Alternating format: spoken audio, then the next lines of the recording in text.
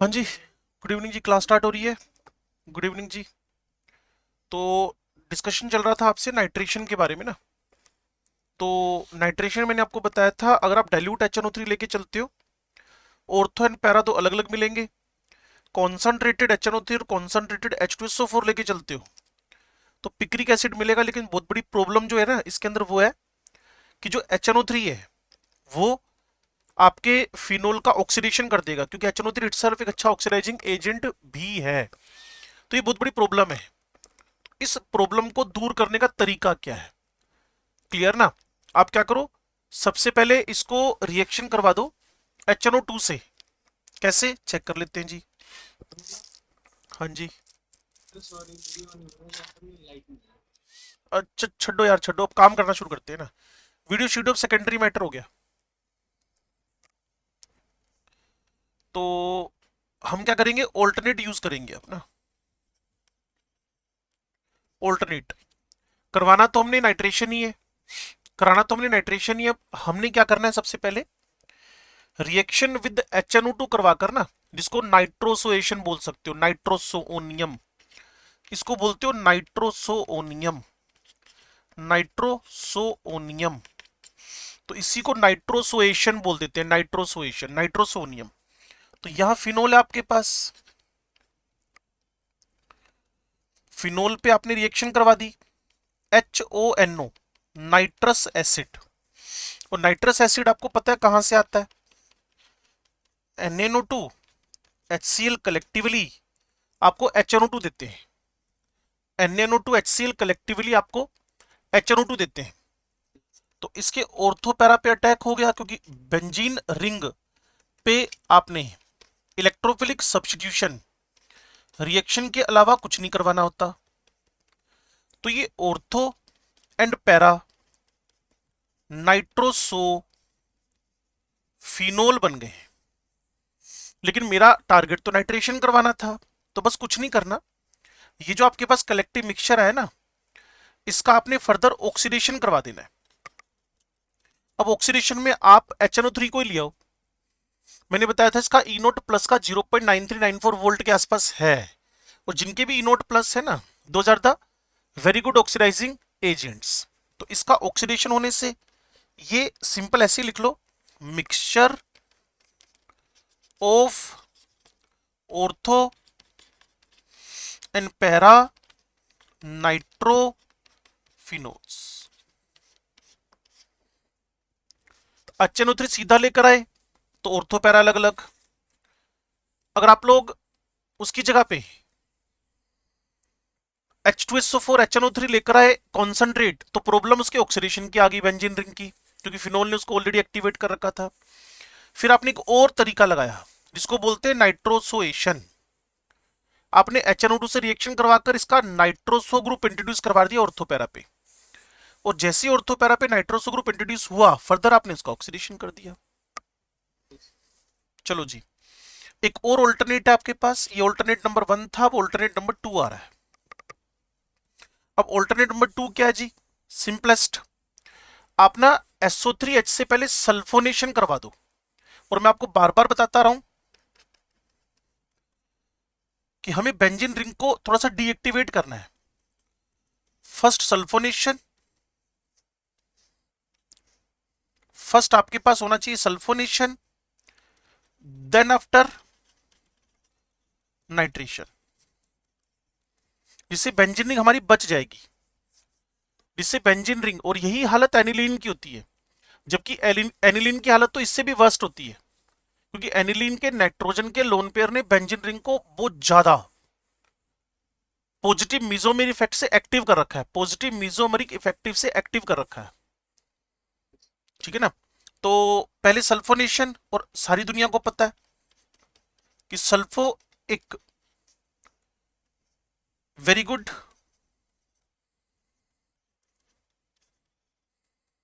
Living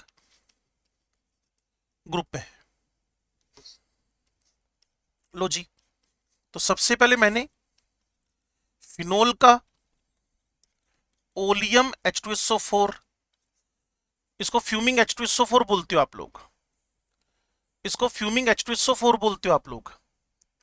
इसको fuming H2SO4 SO3 का काम होता है सल्फोनेशन करवाना, इसको फ्यूमिंग H2SO4 बोलते हो आप लोग, फ्यूमिंग H2SO4, फ्यूमिंग H2SO4। तो इसने इसका सल्फोनेशन करवा दिया और हाइड्रोजन बॉन्डिंग हो रही है। लो टेम्परेचर पे आपको बताया था ऑर्थो प्रोडक्ट मेजर होता है 15 डिग्री पे, लेकिन ये अच्छा लिविंग भी है, मैंने आपको बार बार बताया, because very good acid is very good living.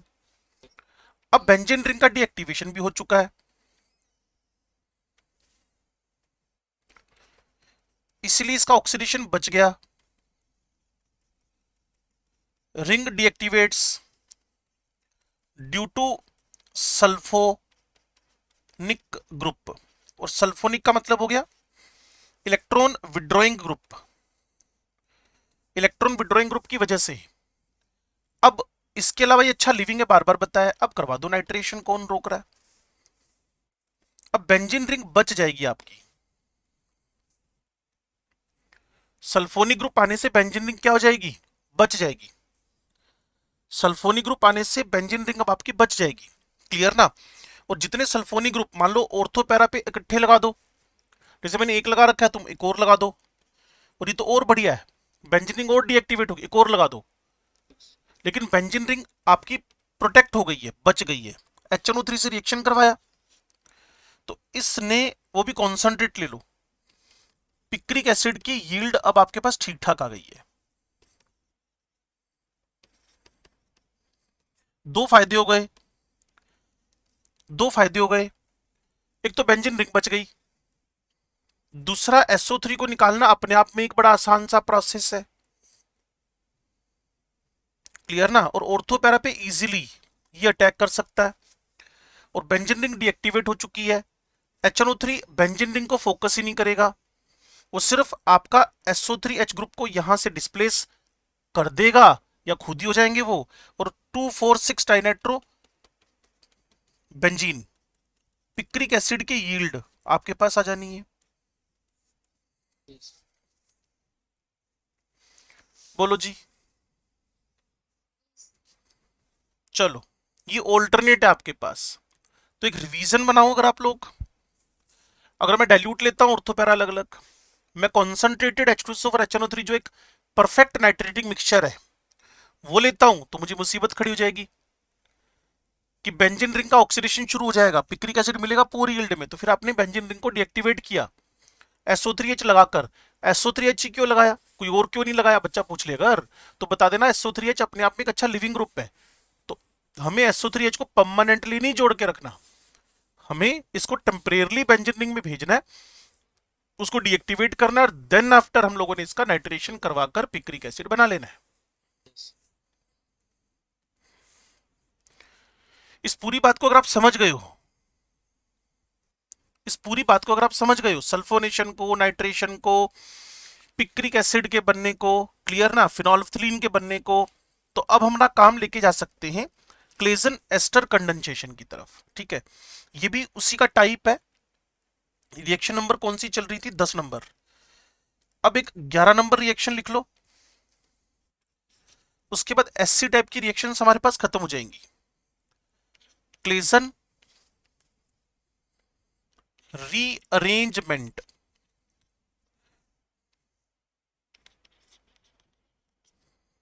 क्लेजन्स rearrangement, अच्छा क्वेश्चन है ये। क्लेजन्स रीअरेंजमेंट, इसमें करना क्या है, एक आपके पास फिनोल का स्ट्रक्चर है, अगर मेरी बात को सुन समझ पा रहे हो तो, ठीक है भाई। अब इस फिनोल के स्ट्रक्चर पे, अब इस फिनोल के स्ट्रक्चर पे आपने काम करवाया CH2 double bond CH Cl, इसको बोलते हैं अलाइल क्लोराइड। अलाइल क्लोराइड का बेस की प्रेजेंस में रिएक्शन करवा दिया, और बच्चे समझदार हैं, बेस ये यहां से निकलेगा, और इस पूरे को ये अलाइल कार्ब कैटायन ज्वाइन कर लेगा, ये पूरा अलाइल कार्ब कैटायन इसको ज्वाइन कर लेगा।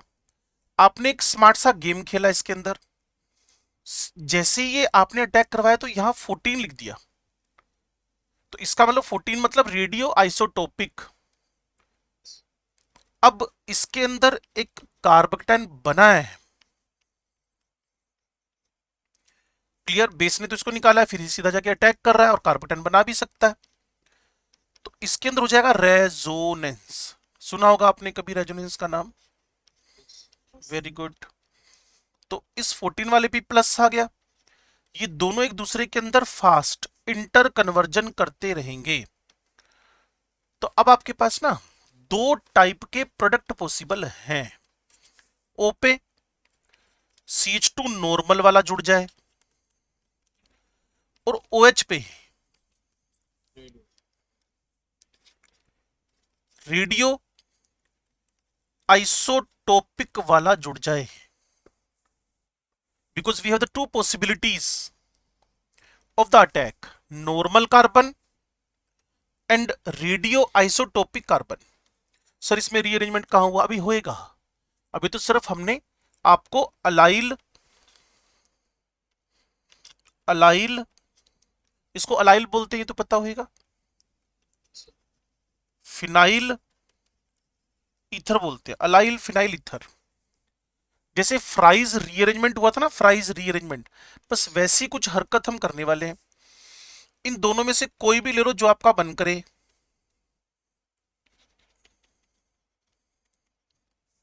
ठीक है जी। इस पे आपने लिख दिया AlCl3। AlCl3 की आदतें आप जानते हो, ये दिखाएगा जी हम तो हैं लुइस, आगे मैं भूल गया, लुइस एसिड। और यहां का लोन पेयर रिंग में भी जा रहा है, इसके साथ बॉन्ड बनाने में भी कैपेबल है। फ्राइज में भी यही हुआ था, अगर आपको समझ में आए तो बात। तो इससे ना ये वाला जो कार्ब कटायन है अलाइल वाला, ये फ्री हो गया, इलेक्ट्रोफाइल फ्री हो गया। तो इलेक्ट्रोफाइल ऑर्थोपैरा पोजीशंस पे अटैक कर सकता है। ये वाला जो इलेक्ट्रोफाइल इससे फ्री होएगा ना, AlCl3O का लोन पेयर, पीछे जाकर देखो क्या क्या हो रहा है। अब देखो ये एक लोन पेयर, ये इस पर attack, lone pair attack, lone pair attack. उसके बाद ये पूरा के पूरा इलेक्ट्रोफाइल इससे अलग हो जाएगा, और ये जो इलेक्ट्रोफाइल अलग हुआ है ये बेंजीन के ऑर्थोपैरा पर अटैक कर सकता है। और जो अलग हुआ वो भी तो रेजोनेंस शो करेगा ना, वो भी तो एलाइल कार्बोकेटाइन ही है। तो आपके पास इस टाइप के दो आंसर जब आपको मिलने लग जाए, जिसमें 14 सीधा जुड़ा हो और 14 की जगह पे 12 जुड़ा हो, तो समझ लेना 14 सीधा जुड़ा हो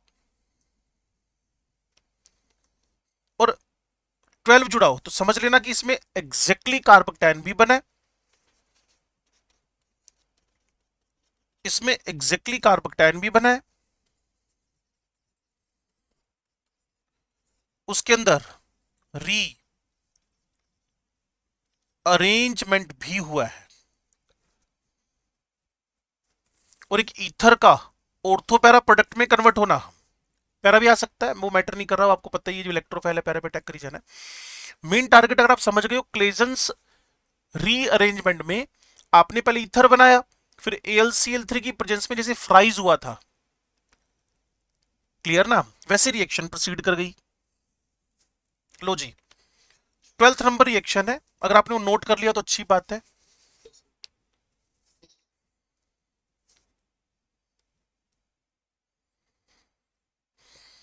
चलो जी 12th रिएक्शन ही ऐसी नहीं है, लेकिन आइडेंटिफिकेशन ऑफ इनोल ग्रुप पे है, आइडेंटिफिकेशन ऑफ इनोलिक बॉन्ड।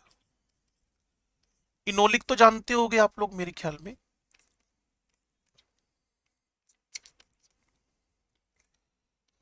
ये enolic, C double bond COH enol, C double bond COH enol, C double bond COH enol. इसको बोलते इन, इसको बोलते ओल, कलेक्टिवली क्या हो गया, इनोल। हम इनोलिक बॉन्ड का आइडेंटिफिकेशन करने निकले हैं। जहां जहां भी इनोलिक बॉन्ड होएगा वो इस रिएक्शन को करेगा। कुल मिलाकर फिनोल का टेस्ट कर रहे हो इनडायरेक्टली, आप ऐसे बोल सकते हो। तो फिनोल की आपने रिएक्शन करवानी है, फिनोल की आपने रिएक्शन करवानी है FeCl3 के साथ। फिनोल की आपने रिएक्शन करवानी है विद FeCl3। और बड़ा आसान सा काम है, अगर आप सुन समझ पा रहे हो तो। Benzene ring OH lone pair resonance double bond character FeCl3। तो क्या मैं फिनोल का OH ब्रेक कर सकता हूं, क्या सोचते हो? OH पूरा बाहर? No sir. क्यों क्यों क्यों क्यों क्यों? डबल बोन करेक्टर बड़ा परफेक्ट आंसर है और बड़ा सीधा सीधा सीधा आंसर है। अब यहां होएगा क्या, होल थ्राइस। अब सोचो यहां अगर डबल बॉन्ड नहीं होता, यहां डबल बॉन्ड नहीं होता तो रेजोनेंस नहीं होना था। और अगर यहाँ रेजोनेंस नहीं होता तो यहाँ डबल बॉन्ड नहीं आना था। और ये डबल बॉन्ड नहीं आता तो यहाँ प्लस नहीं आना था। यहाँ प्लस नहीं आता तो प्रोटोन ने नहीं निकलना था। प्रोटोन ने निकलना तो ये रिएक्शन नहीं होनी थी। क्लियर? अब इसको सीधा नहीं नहीं हटाकर बोले, due to lone pair as well as conjugation we have precedes the resonance, and due to resonance carbon oxygen bond becomes double, O becomes positive, that's why removal of proton easy। तो ये सारे के सारे chloride 3 H के साथ बाहर हो गए और ये बन गया आपके पास फेरिक फिनोक्साइड। वॉयलेट कॉम्प्लेक्स बनता है। और ये टेस्ट आपको जहां जहां भी OH होएगा वहां वहां मिल जाना है conjugated with conjugated double bond. ऐसे नहीं कि आप कोई भी इनोल देखो और आंसर देख के घर पे आ जाओ। ये कैसे दे देगा भाई, यहां तो डबल बॉन्ड करेक्टर ही नहीं आ रखे। FeCl3 के साथ ये इनोलिक टेस्ट फेल हो जाएगा, इनोलिक टेस्ट फेल हो जाएगा इसका, इनोलिक टेस्ट फेल हो जाएगा इसका।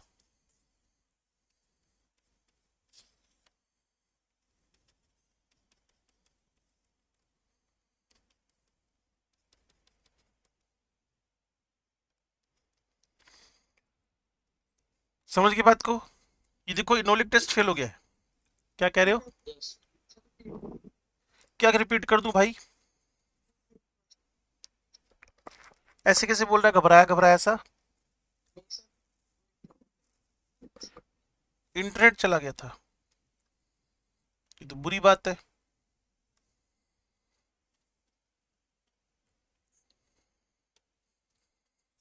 कहां से शुरू करूं, पहले नंबर से ही? वो फिर तो सोखा ही काम है।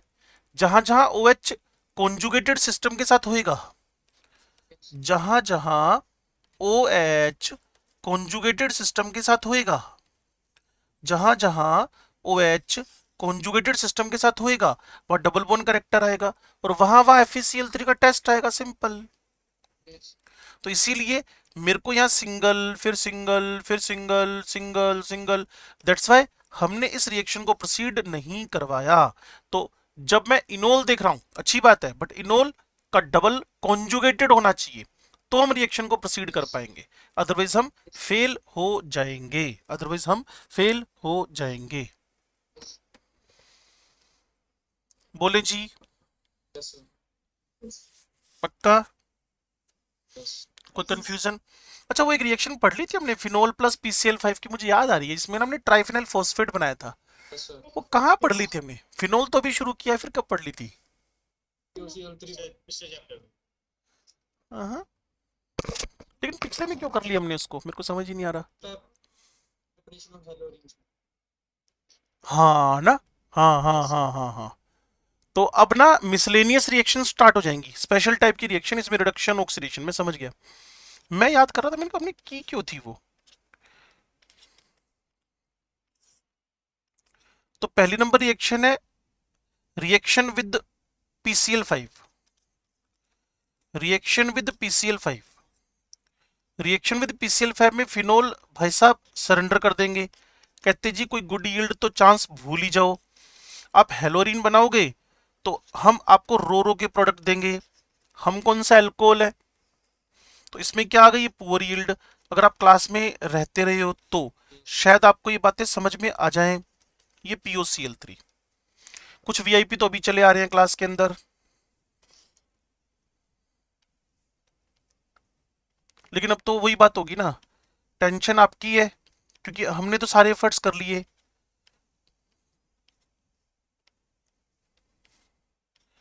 ये अनरिएक्टेड फिनोल है,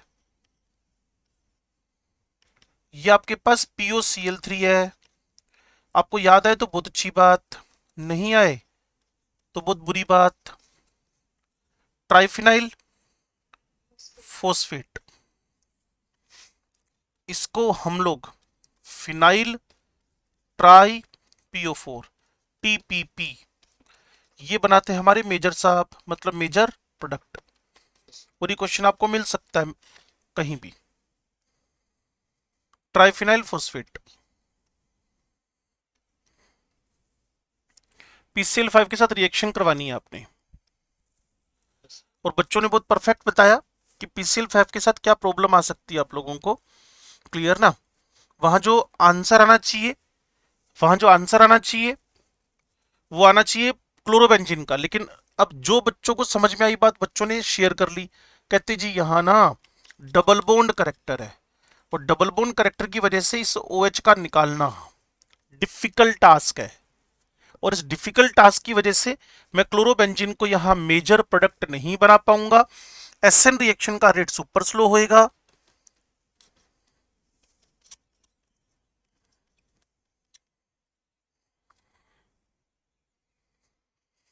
अगर आप सुन समझ गए तो बहुत अच्छी बात है।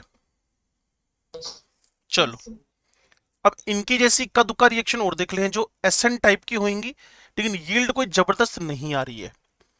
मैंने फिनोल की रिएक्शन करवानी है अमोनिया के साथ, reaction with ammonia, reaction with ammonia. और अमोनिया वैसे OH को निकालना बड़ा डिफिकल्ट है, बार बार कह रहे हैं। क्लोरोबेंजीन का क्लोरो निकालना बड़ा मुश्किल है। तो यह एक्चुअल में करना क्या पड़ता है, थोड़े से तरीके लगाने पड़ते हैं आपको।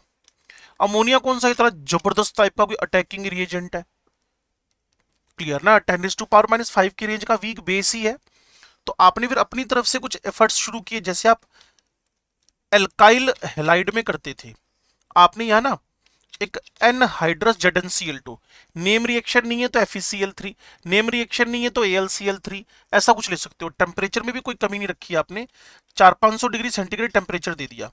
ऐसा क्यों कर रहे हो, समझदार है बच्चे, क्योंकि जब आपके पास अटैक करने वाले वीक हो तो ये तरीके लगाने पड़ते हैं।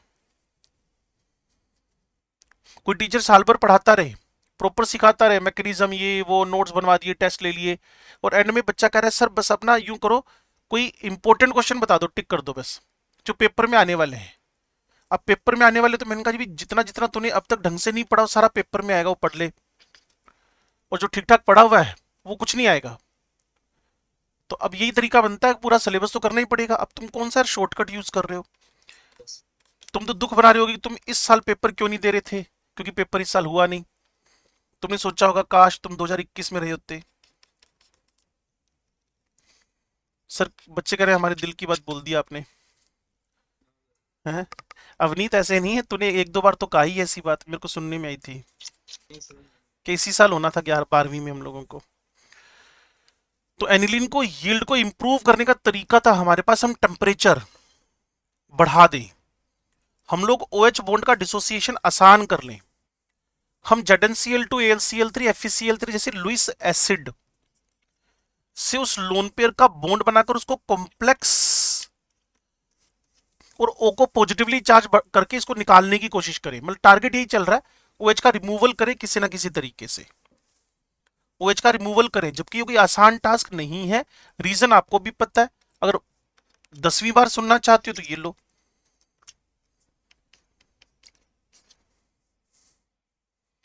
DB का मतलब है डबल बॉन्ड,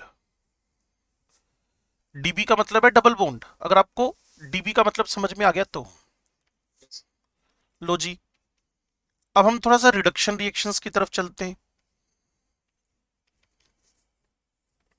रिडक्शन, फिनोल पे जिंक की प्रेजेंस में 300 डिग्री पे रिडक्शन हुआ। जिंक फेमस है अपने बचपन से ही, क्योंकि जिंक का ई नोट नेगेटिव है। आपने कभी ई नोट का नाम सुना हो? एक चैप्टर हुआ करता था, केमिकल काइनेटिक्स। कौन सा फिर? इलेक्ट्रोकेमिस्ट्री। बधाइयां और तालियां होनी चाहिए। इलेक्ट्रोकेमिस्ट्री, ठीक है भाई। तो वैसे इतनी तालियों वाली कोई बात थी नहीं जो थैंक यू बोल रहा है तो। सर आपने तो हैं? तूने समझा नहीं मैंने क्यों कही थी, क्योंकि तुम्हें शुक्र है तुम्हें पता चल गया कि ये इलेक्ट्रोकेमिस्ट्री का पार्ट था, इसलिए मैंने तालियां कही थी। लो जी, ये बन गया जी बेंजीन। फिनोल का ओ निकला है, और वो भी जेडएनओ जैसे reducing agent. Why the zinc is reducing agent? सारी जनता को पता है क्यों है ये रिड्यूसिंग एजेंट। सबको पता है ये रिड्यूसिंग एजेंट क्यों है, क्योंकि जिंक का ई नोट माइनस में, और जिसका भी ई नोट माइनस हो वो अच्छे रिड्यूसिंग एजेंट माने जाते हैं। अब वही रेनिनिकल वगैरह ले लो, जैसे इसी को यही एक लाइन और खींच देना। यहां मैं अगर पीटीपीडी निकल ले लूं या रेनिनिकल ले लूं, पीटीपीडी निकल अच्छे रिड्यूसिंग एजेंट है। वैसे कि पीडी के लिए तुम्हें टेम्परेचर कम लेना पड़ता है, पीटी थोड़ा छोटा, सॉरी उल्टा हो गया, निकल के लिए ज्यादा, पीटी पीडी 48 नंबर पे है, 48 46 पे, तो इसको थोड़ा सा कम चाहिए, लेकिन पीटी के लिए बहुत कम चाहिए। जितना बड़ा बड़ा बड़ा बड़ा बड़ा मेटल होता जाएगा ना, उतना सरफेस एरिया बढ़ता जाएगा, टेम्परेचर उतना कम चाहिए होगा। तो 3 हाइड्रोजन ऐड होकर आपके पास आ गया साइक्लोहेक्सेनोल। साइक्लोहेक्सेनोल।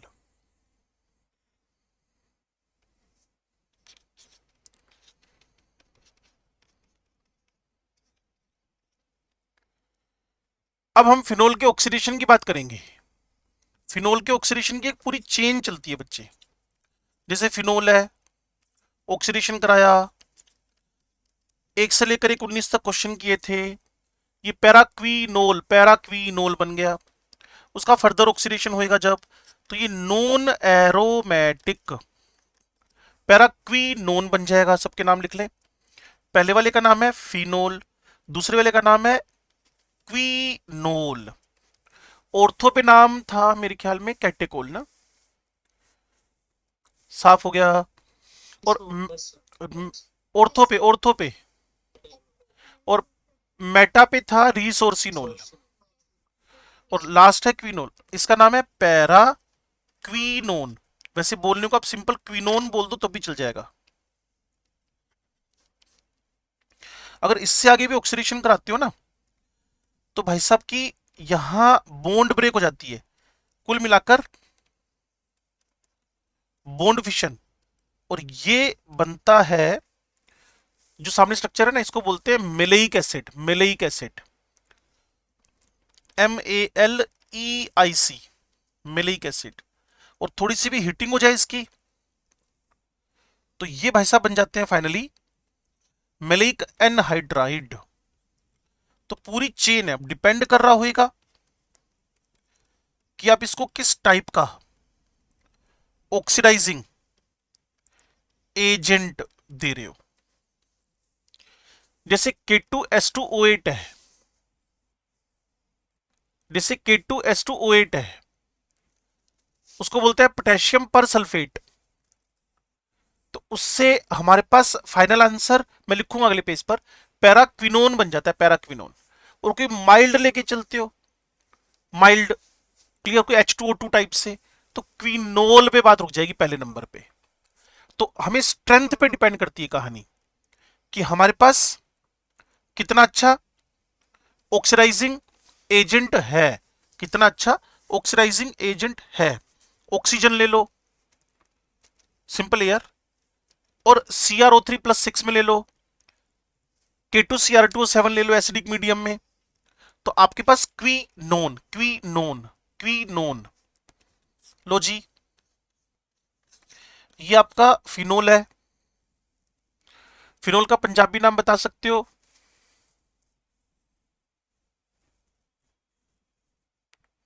ले कमाल हो गया यार, फिनोल का पंजाबी नाम ही नहीं पता।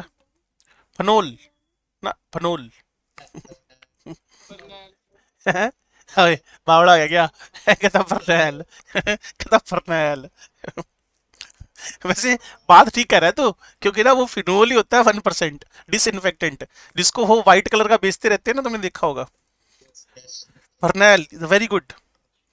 आज की क्विज के विनर है अवनीश सिंह जी, सिंह साहब। मैंने नहीं कहा, और किसने निकाल, रघुवीर ने? जशन ने कहा था। किसने? जशन ने कहा था। जशन ने। अच्छा, वेरी गुड। तो आज की क्विज के विनर है जशन। क्या बात है। बस ऐसे ही है। हाँ जी, ऑक्सीजन, एयर, या फिर CrO3, या फिर K2Cr2O7, एसिडिक मीडियम, KMnO4, ऐसे ढेरों हैं आपके पास ना। कोई परफेक्ट हिटिंग तो करवाई नहीं आपने, तो तीसरे नंबर तक पहुंच जाओगे। हाँ, अगर इसको H2O2 दे दो एक माइल्ड सा ऑक्सीडाइजिंग, तो फिर आप सेकंड नंबर पे पहुंच जाओगे।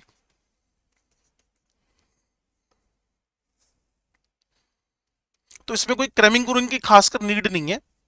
समझो कि हमें मैक्सिमम केस में क्वीनोन मिला हुआ है, क्वीनोन। और H2O2 अगर माइल्ड ऑक्सीडाइजिंग ले लिया, माइल्ड ऑक्सीडाइजिंग,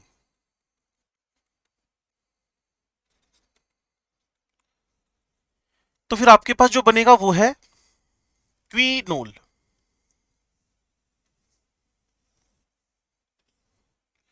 बच्चे, ये हमारा ना फिनोल की रिएक्शंस खत्म हो गई।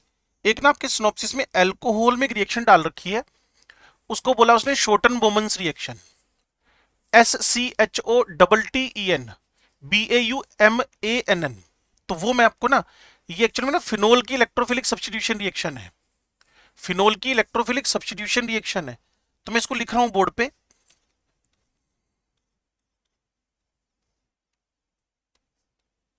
SCHOTTEN BAUMANN, shorten Bowman's reaction.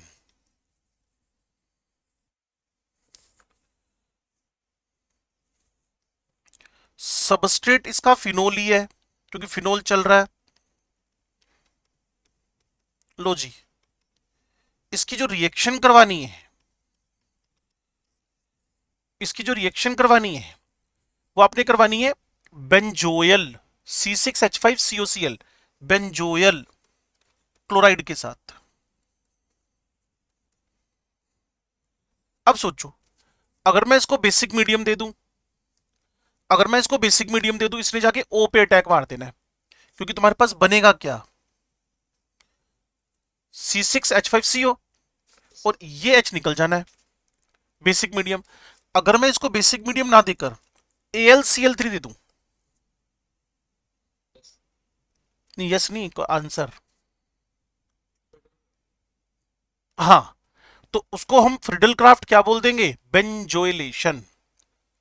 तो अब आप सोचो कि मेरे को ये रिएक्शन बेंजोइल क्लोराइड के साथ प्रोसीड करवानी है, तो मुझे फ्रिडल क्राफ्ट में तो दिक्कत आएगी AlCl3 लेके चलूंगा तो, क्योंकि ये तो फिनोल है। फिनोल ने जैसे ही AlCl3 देखना है भाई साहब को, लोन पेयर का AlCl3 का कोवेलेंट बॉन्ड बनाना है, भाई साहब तो परेशान हो जाएंगे इसको देखकर। ठीक है भाई, तो कहीं ना कहीं हम बेंजोइलेशन, ओ बेंजोइलेशन, ओ बेंजोइलेशन समझ गए ना? ऑक्सीजन पे जाकर बेंजोइल ग्रुप को इंट्रोड्यूस करवाना, उसको हम बोलेंगे ओ बेंजोइलेशन, ओ बेंजोइलेशन। ओ बेंजोइल समझ गए ना आप लोग? ऑक्सीजन पे जाकर, और ये सेम हरकतें आप एनिलीन में भी करते हो, ये सेम हरकतें आप लोग किसी ऐसे ग्रुप में भी कर सकते हो, किसी ऐसी जगह भी कर सकते हो जहां आपको फ्रिडल क्राफ्ट रिएक्शन ना मिले। तो मेरे साथ टिक कर बात को सुनते और समझते रहना। मैंने रिएक्शन करवानी है मीडियम बेसिक लेकर,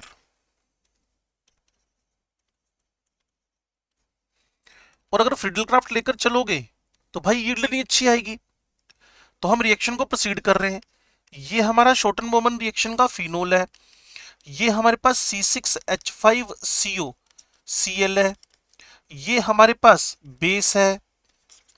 और आप सब जानते हो प्रोटॉन यहां से साफ हो जाएगा, और ये बेंजोइल अगर AlCl3 हो तो ऑर्थो पैरा पे, अदरवाइज ओ पे। तो तुम्हारा फाइनल आंसर क्या आएगा? फिनोल अपनी जगह फिक्स है, ओ अपनी जगह फिक्स है, COC6H5, name is phenyl benzoate, phenyl benzoate, phenyl benzoate, इसको बोलते हो फिनाइल बेंजोएट। और ये जो रिएक्शन आप बोल रहे हो इसको बोल देते हो एग्जैक्टली शॉर्टन बोमन रिएक्शन, इसको बोल देते हो शॉर्टन बोमन रिएक्शन। कुछ बुक्स तो सिर्फ बेंजोइलेशन को ही शॉर्टन बोमन बोलती हैं, कुछ बुक्स तो बेंजोइलेशन को ही शॉर्टन बोमन बोलती हैं, और कुछ बुक्स के अंदर एसिडाइलेशन को भी यही कह दिया, कुछ बुक्स ने एसिडाइलेशन को भी benzo for Schotten Baumann reaction लिखा है।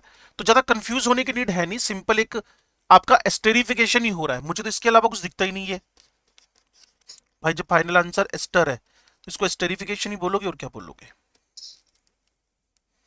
जो फाइनल आंसर ही आपके पास एस्टर है तो एस्टेरिफिकेशन ही बोलोगे।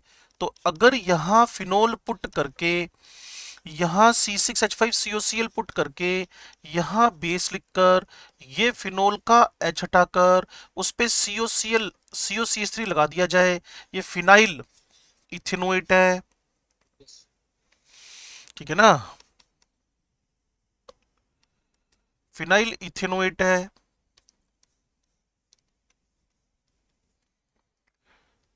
और जो फिनाइल इथेनोएट आपके पास बन गया है, ये रिएक्शन का नाम आपने शॉर्टन बोमन, और बेस का काम सारी जनता को पता है।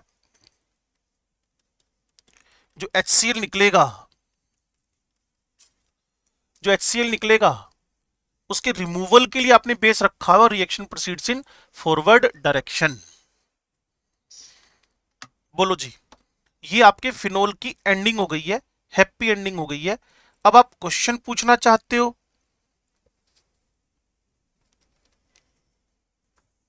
या फिर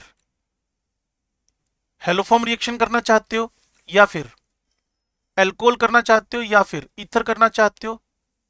बोलो। आइडोफॉर्म करा दें? हाँ हाँ, एक कोई गल है पुत्र, उससे फिर वो चैप्टर हमारा खत्म हो जाएगा। और अगले में ना, अभी आपके पास 2 दिन है कि 3 दिन है? हाँ, तो कल से डाउट पूछना शुरू कर दो। जब डाउट पूछ पूछ के पेट भर गया, परसों देख लेंगे, फिर टाइम बच गया, आगे कर लेंगे। हाँ थोड़े से ही हैं सर क्वेश्चन। हाँ हाँ, इसके यार मैंने क्या कहा था आपको, फिनोल रिएक्टेंट भी फिनोल, प्रोडक्ट भी फिनोल है, तो कहाँ वेरिएशन आएगा आपके पास इसके अंदर ना? ये किसको झाड़ा डाल रही है जपनूर? ये फूक के मार रही थी ना। ये 3-4 दिन तो क्लास में ही नहीं आई, इसको सब्जेक्ट कहाँ समझ में आ रहा होगा?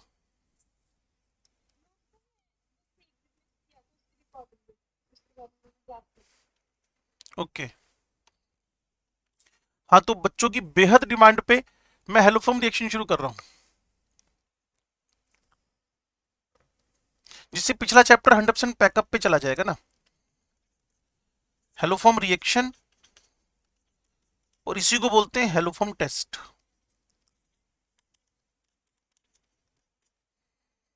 हेलोफॉर्म रिएक्शन और हेलोफॉर्म टेस्ट, ये वैसे एल्कोहल चैप्टर में भी पढ़ना ही होता है, एल्डिहाइड कीटोन में भी पढ़ना ही होता है, और एल्काइल के हेलोफॉर्म प्रोडक्ट को बनाना ही होता है। तो ये जो FORM लिखा है ना, FORM, इसका मतलब है एक कार्बन, फॉर्मिक एसिड, फॉर्मेट, ठीक है ना। और हेलो का मतलब तो सारे बच्चों को पता है, हेलोजन, ठीक है भाई। चलो, अब आपके सामने जो हेलोफॉर्म बने, CHX3, इससे CHCl3 chloroform, CHBr3 bromoform, CHI3 iodoform, इसका नाम है क्लोरोफॉर्म, इसका नाम है ब्रोमोफॉर्म, इसका नाम है आयोडोफॉर्म, ठीक है जी। Chloroform, bromoform, iodoform. फॉर्म का मतलब एक कार्बन। अब हमें इसका प्रिपरेशन करना है, जिसको हेलोफॉर्म रिएक्शन भी बोलते हैं, हेलोफॉर्म टेस्ट भी बोलते हैं। और कोई भी गड़बड़ करने की कोशिश मत करना, क्योंकि very very important part of the 3 chapters, alkyl aryl halide, alcohol phenol ether, aldehyde ketones, सबका इंपॉर्टेंट पार्ट है ये। इवन मैं तो कहता हूं एसिड का भी है, क्योंकि इसके साइड प्रोडक्ट एसिड्स बनते हैं। तो 3 3 चैप्टर पे राज कर रहा है, तो इसका मतलब पक्का जो एग्जामिनर है उसके दिमाग में ये हेलोफॉर्म टेस्ट आएगा ही आएगा। बोलो जी। चलो, सबस्ट्रेट नंबर 1, एल्कोहल्स के अंदर ethanol.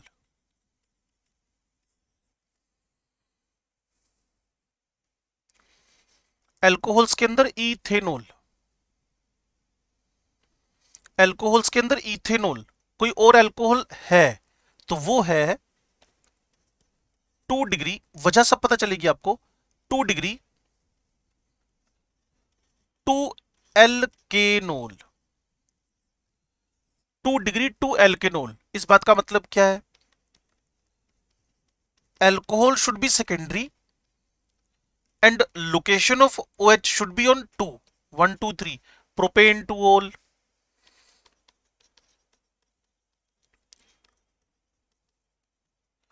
Butane 2 ol should be 2 degree and 2 location of OH। Second number पे OH होना चाहिए,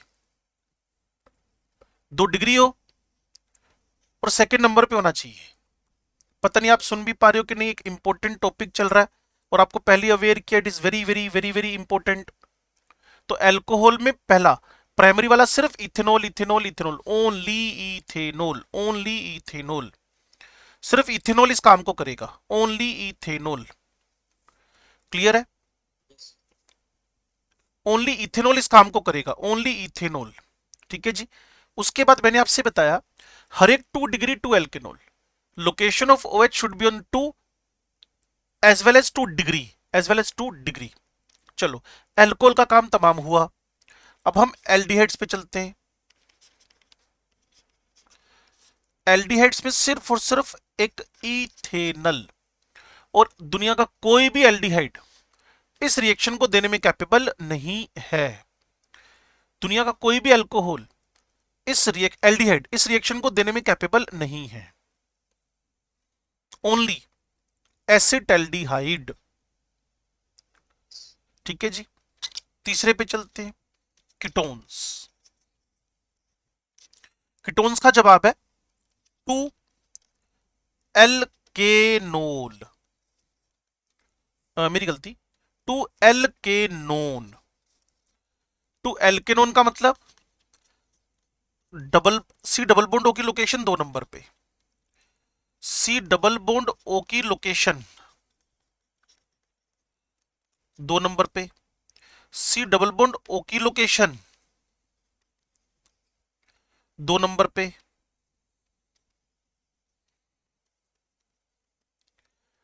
2 प्रोपेनोन, 2 ब्यूटेनोन, 2 पेंटेनोन, ये कीटोन्स कैटेगरी के 2 एल्केनोन्स हैं, 2 एल्केनोन्स।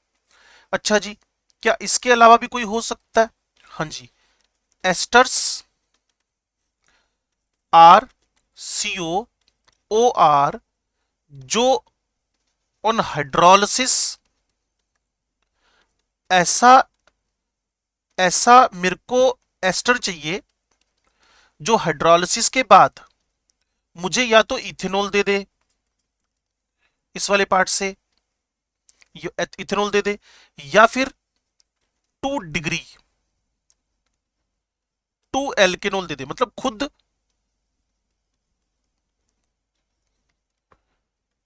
खुद एस्टर रिस्पॉन्सिबल नहीं है।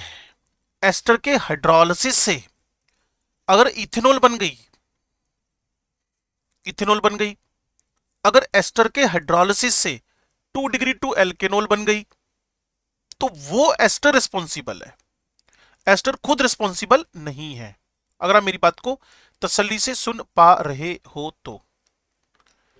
एस्टर नहीं दे रहा, एस्टर पे जुड़ा हुआ वो आरो ग्रुप, एस्टर पे जुड़ा हुआ वो आरो ग्रुप, एस्टर से जुड़ा हुआ वो आरो ग्रुप जो हाइड्रोलिसिस के बाद या तो इथेनॉल दे रहा है या 2 डिग्री टू एल्केनॉल दे रहा है, that will be the responsible, वो रिस्पॉन्सिबल होएगा रिएक्शन के लिए। क्यों जी? पक्का? चलो अब मैं अगले पेज पे चलता हूं, 5वें नंबर पे compounds with active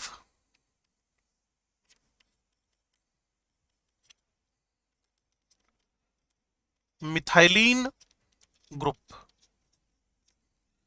compounds with active methylene group, वो compounds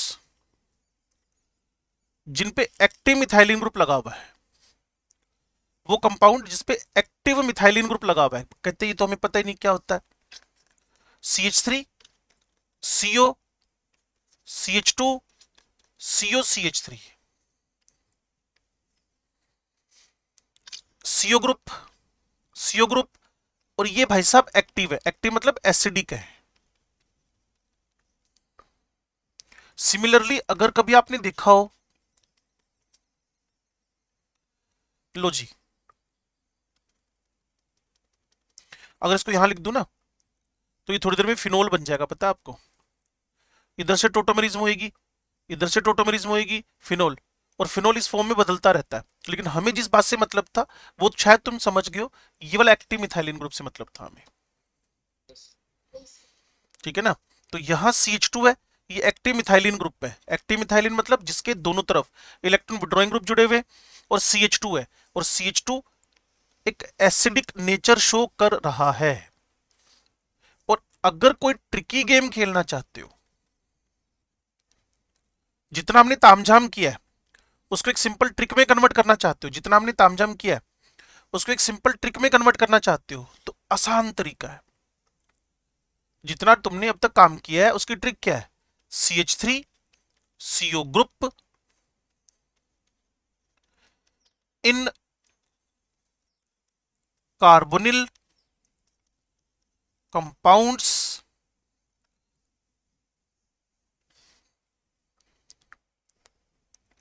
CH3 CO group in the carbonyl compounds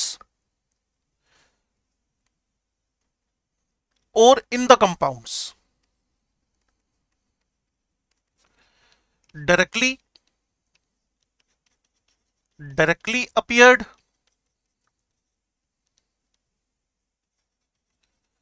or after oxidation। या तो सीधे सीधे CH3CO ग्रुप दिख जाए, या तो सीधे सीधे CH3CO ग्रुप दिख जाए, या फिर वो ऑक्सीडेशन के बाद अपीयर हो रहा हो। लेकिन मैं फिर आपसे कह रहा हूं that should be of keto group. एक बच्चे को मैंने कहा भी जल्दी से बताना हेलोफॉर्म रिएक्शन आएगी कि नहीं, कहते सर अभी तो बताई थी आपने ट्रिक। मैंने कहा क्या? कहते जी CH3CO ग्रुप होना चाहिए, पढ़ा तो है। बोल गया यस, इसका मतलब तो अवनीत ही रहा होगा पक्का। वो एसिड है यार ये।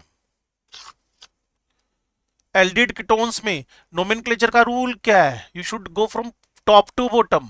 अगर एसिड दे रखा है तो कीटोन थोड़ी बोल देगा इसको देखकर कीटोन आ गया, कीटोन आ गया, कीटोन आ गया। अरे एसिड है भाई ये, इसमें CH3CO ग्रुप नहीं है। और मैंने जो लिखा तुमने उसको नहीं पढ़ा शायद। ग्रुप कौन सा वाला? CH3CO इन कार्बोनिल कंपाउंड्स और इन कंपाउंड्स डायरेक्टली अपीयर्ड हो या आफ्टर ऑक्सीडेशन अपीयर्ड हो। इसमें डायरेक्टली अपीयर दिख तो रहा है लेकिन वो है ही नहीं। ये कौन है? एसिड है, नॉट कीटो। अच्छा ये तो पक्का दे देगा इसका मतलब। अभी अवनीत ने पहले वाले PS बोला था, हाँ सर। इसको क्या प्रॉब्लम है अब? मिस्टर हाँ ये एस्टर है, वेरी गुड। तो ये तो फिर पक्का दे देगा। यस। यस, क्यों? क्योंकि ये कीटोन है। ये तो फिर पक्का दे देगा।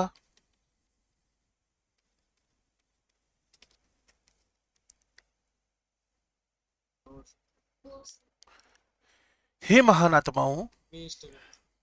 अरे एस्टर तो है बावड़े, नीचे लिखा था ना, वो एस्टर जिसके हाइड्रोलाइसिस से अगर इथेनॉल बन जाए, यस।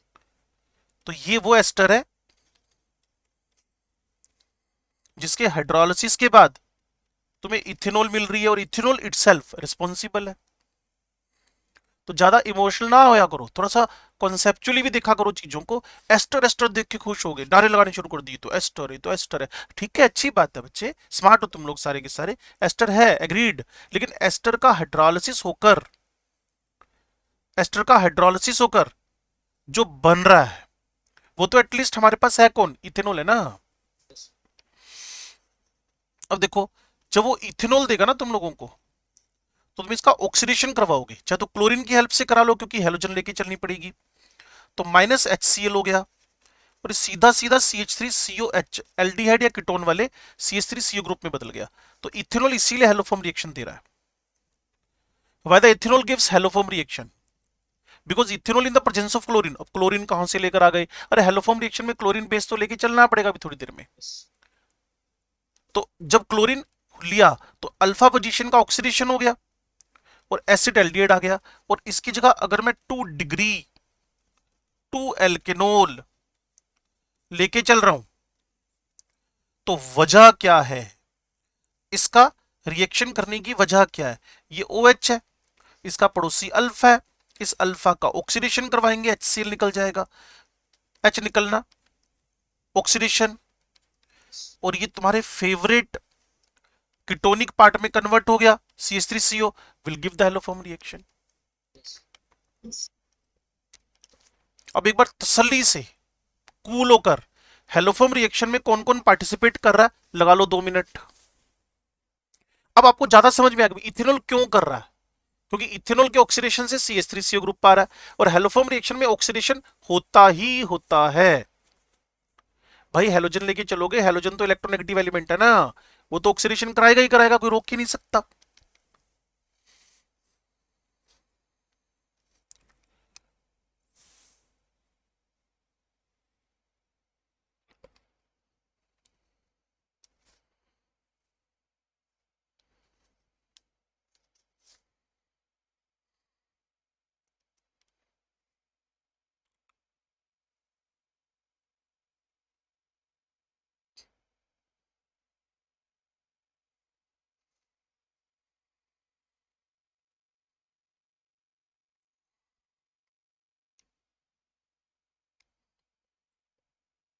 सदमे में लग रहे हो सारे लोग, और कोई पढ़ने में इंटरेस्टेड नहीं है। ये मैं कह रहा हूँ पढ़ने में इंटरेस्टेड नहीं है, कहते नो सर कोई इंटरेस्ट नहीं है हमें। हाँ सर।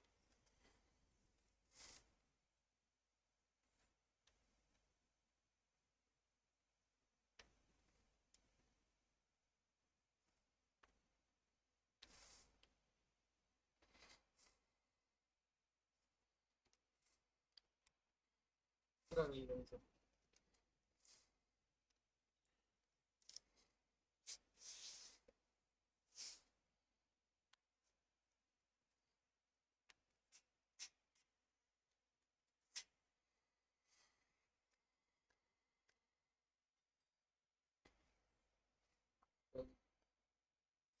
कुछ पता चला? तुम्हें क्या लगता है कि CH3COCl हेलोफॉर्म रिएक्शन देगा? दो सर। क्यों नहीं देगा? दो। कीटोन है, ऐसा बोल रहे हो? दो। हाँ तो ऐसा बोलो, ये एसिड हेलाइड है। यस।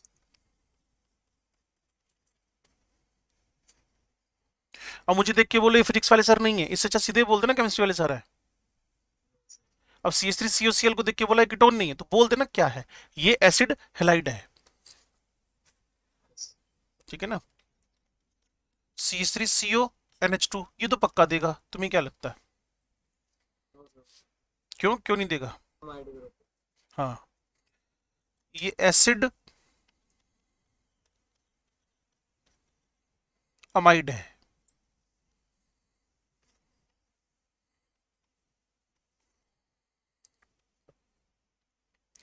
अब रिएक्शन किससे करवानी है?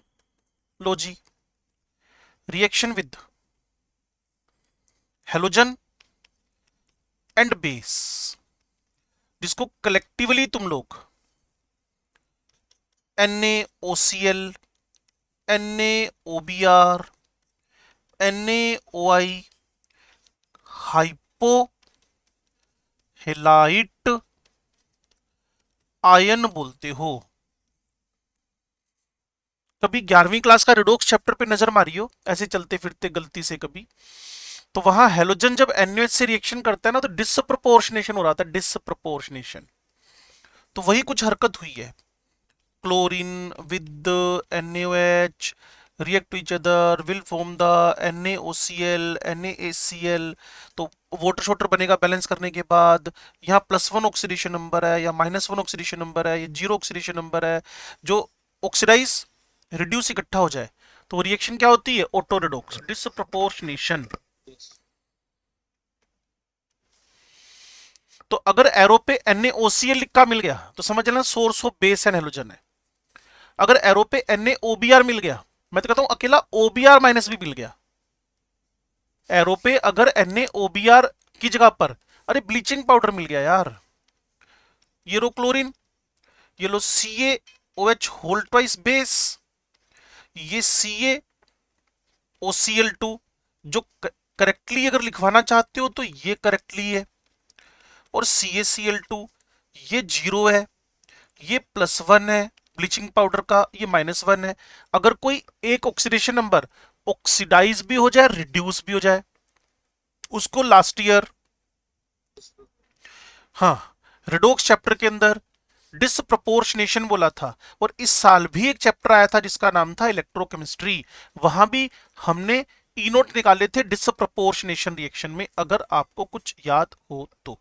yes, चलो बधाइयां। तो हेलोजन और NaOH दोनों मिलकर रिएक्शन करेंगे। अब हमें लिखना क्या है, पहले एक ट्रिक खेल लेते हैं, फिर बात समझ में आ जाएगी।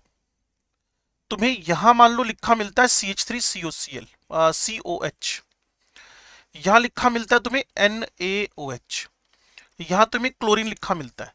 तो तसल्ली सोचना, फिर इसकी मैकेनिज्म में एंट्री मारेंगे हम लोग, क्योंकि 6 मिनट है हमारे पास, तो कोशिश करेंगे कि अब तक खत्म ही हो जाए। और कल तुम RP असाइनमेंट बुक के क्वेश्चन कराना। अल्काइल अराइलाइड तो पूरा खत्म कर लिया, उसमें जो हेलोफॉर्म के क्वेश्चन है वो परसों के लिए रख लेना।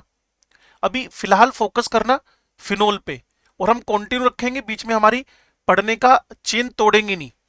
क्लियर ना? कोई क्लास में आ रहा है नहीं आ रहा, वो उसका बोदर है, हमारा बोदर नहीं है। क्लियर?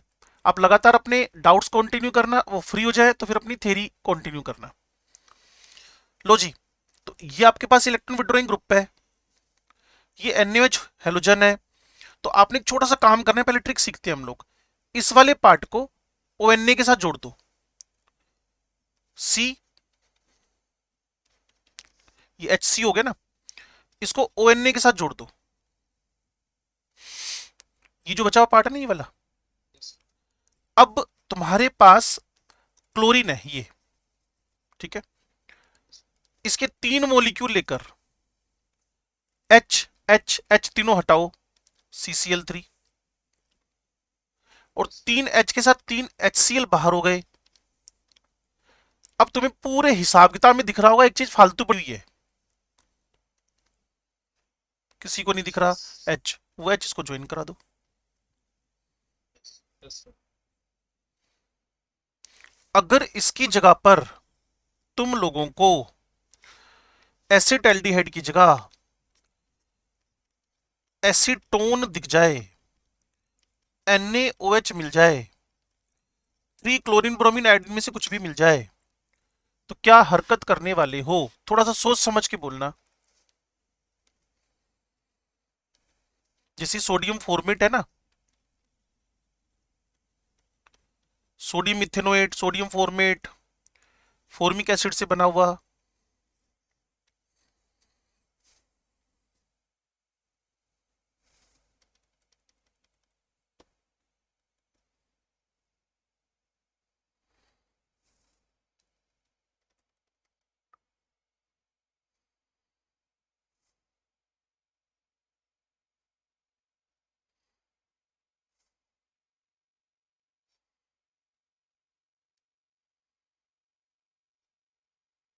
तुम तो कमाल लोग हो यार,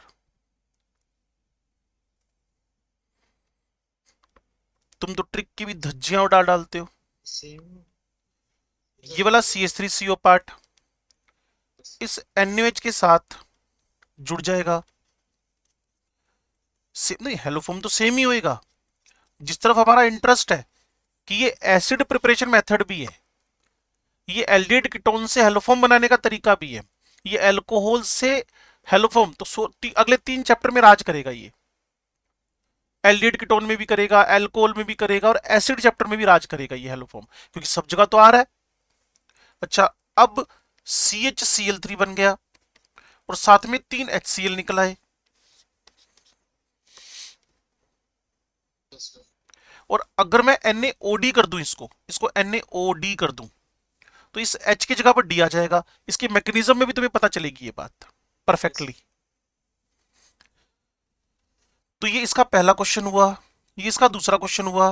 अगर हम इसी तरीके से तीसरे क्वेश्चन पे बढ़े, CH3 CO CH2 CH3, calcium hydroxide and bromine iodine, जो तुम्हारा मन करे ले लो।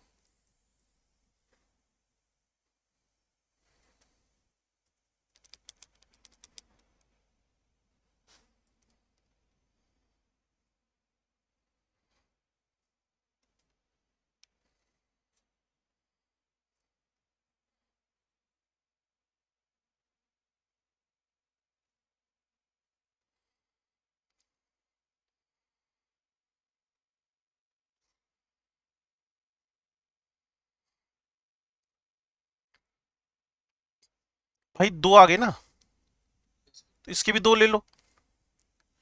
फिर वही तरीका लगाओ, ये वाला पार्ट यहां से उठा लो और Yes. कैल्शियम पे इसको 2 बार अटैच कर दो। जैसे NaO था ना, Yes, sir. वो CO के साथ जाके जुड़ गया था,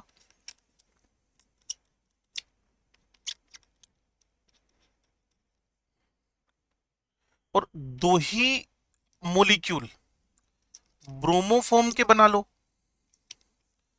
और 6 मोलिक्यूल HBr के बाहर कर दो। Yes, sir. स्टोकियोमेट्री थोड़ी बदलेगी भाई, NaH KOH लेके रहे तो 1 1 से काम चल गया। कैल्शियम हाइड्रोक्साइड तो 2 2 लेने पड़े सारे, और ये मोलिक्यूल भी आपको डबल ही करने पड़ेंगे। सॉरी, 3 थे ना पहले, 6 करने पड़ेंगे। अरे यहां 2 होती ना, पता नहीं तुम समझ पाते हो कि नहीं। यहां एक, तो ये 1 3, यहां ये OH 2 होते ही ये 2 6। Yes, sir. Yes. पहले तो ट्रिक दिमाग में डालेंगे ना, धीरे धीरे करके इसको फिर हम लोग मैकेनिज्म की तरफ बढ़ाएंगे। तो Yes. इतनी बात अगर आपको समझ में आ गई है कि हेलोफॉर्म में, रिएक्शन में हेलोफॉर्म टेस्ट देगा कौन, बना क्या, इसके बाद का काम होएगा इसकी मैकेनिज्म, वो डिस्कशन फिर हम कल की क्लास में कर लेंगे। लेकिन कल तभी हम स्टार्ट करेंगे जब आप मेरे साथ फिनोल के 100% काम करके आ चुके होगे, सारी RPS, सारा असाइनमेंट सिर्फ फिनोल का, विद बुकलेट। समझ गए? अपने भेजे थे वो वही वाले। हाँ, बस वही हेडिंग पढ़ते जाओ ना बच्चे, Yes. हेडिंग पढ़ते जाओ। और last night में